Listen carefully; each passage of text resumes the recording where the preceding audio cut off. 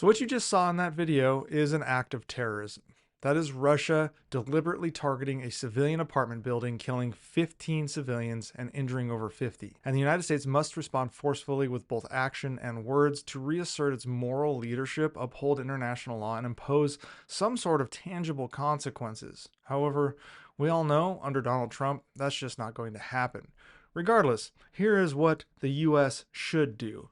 First, publicly call this what it is. It is state terrorism. The President and the Secretary of State must come out and directly say something to the effect of, this was not collateral damage, this was terrorism. Russia is deliberately murdering civilians to break the will of the Ukrainian people.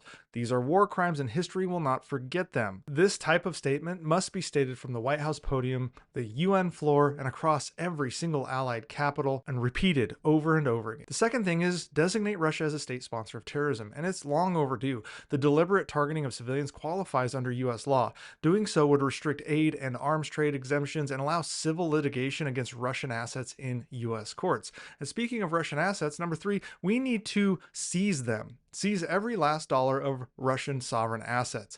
And the US should do this immediately while working with allies to seize, not just freeze, those assets and use them to begin building a reparations fund for Ukrainian reconstruction backed by international legal authority. 4, escalate weapons shipments to Ukraine immediately. And we know this isn't going to happen. We know none of this is going to happen, but this is what, again, should be happening. No more delays. Long-range ATACMS, F-16s with air-to-ground precision capability, an Iron Dome system, all should be fast-tracked to Ukraine.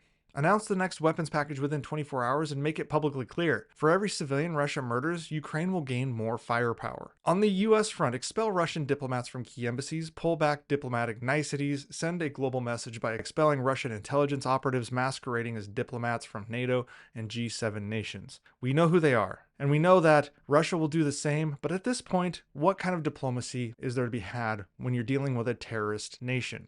Number 6, hit Russian oil harder and pressure India and China through secondary sanctions and make it clear that you don't get unfettered access to US financial systems while funding Russia's war machine. 7, demand a UN General Assembly emergency vote. Force every country on record. Are you with civilians or with murderers? Use this moment to isolate Russia diplomatically the way the world did after Bucha and Mariupol. However, as we've seen recently, Donald Trump's administration seems to be siding with Russia on such atrocities and UN votes. But again, this is what we should be doing, not what we're actually doing. And then finally, declare war crimes prosecutions as a US foreign policy priority. Announce a task force dedicated to identifying individual Russian commanders and pilots responsible for these strikes and prepare to prosecute them in absentia, as was done with Assad's henchmen in Europe. This means that we would start working with the International Criminal Court once again to assist in tracking down and prosecuting war criminals. All of this should be done, but as I said, we all know that it's not what's going to be done